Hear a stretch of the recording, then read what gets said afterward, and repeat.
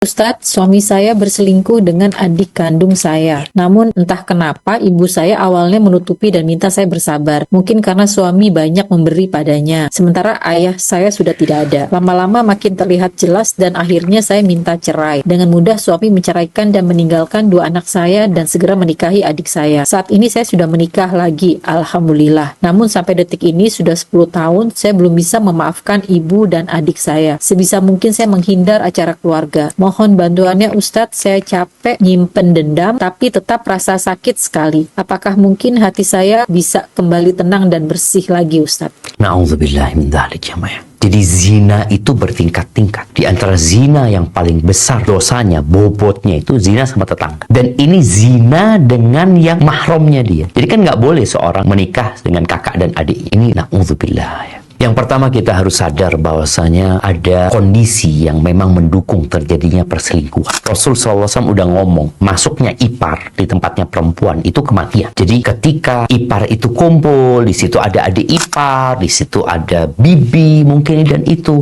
resiko terjadinya perzinaan. Maka hendaklah kita bertakwa kepada Allah Azza wa Jalla. Karena boleh jadi kita menjadi penyebab terjadinya perzinaan, perselingkuhan itu. Dan kembali kepada pertanyaan, apa yang harus dilakukan? Ya, menghindar tapi tidak memutuskan silaturahim. Gak masalah. Bicara ibu yang menutupin, yang juga ibu akan dihisap sama Allah, adikmu akan dihisap sama Allah Azza wa Jalla. Bagaimana engkau sekarang menghadapi itu semua? Ya udah, katakan inna lillahi wa inna ilaihi raji'un. Engkau wajib berbakti kepada ibumu, engkau lakukan. Kepada adikmu, engkau wajib menjaga silaturahim, silakan dijaga. Tapi kita tahu dalam agama kita, boleh memboikot orang lain kalau landasannya agama. Artinya bukan urusan dunia. Ada orang berzina dan dia tidak bertobat kepada Allah Azza wa Jalla, adik kita umumnya, dan dia tidak bertobat kepada Allah Azza wa Jalla atas dosa yang dia lakukan. Kita boleh memboikot dia dan tidak bertegur sapa dengan dia, dengan harapan dia kembali kepada Allah Azza wa Jalla. Tapi kalau urusan dunia nggak boleh kita tidak bertegur sapa, kecuali 3 hari. Tapi kalau sudah urusannya agama, kita boleh memboikot orang itu sampai mati. Sampai mati artinya sampai dia kembali kepada Allah Azza wa Jalla. Ketika dia kembali kepada Allah, kita terima dia. Dan orang yang berbuat dosa, kita juga harus tahu, ada orang yang berbuat dosa, kemudian dia bertobat kepada Allah, dan dia menjadi lebih baik daripada kita.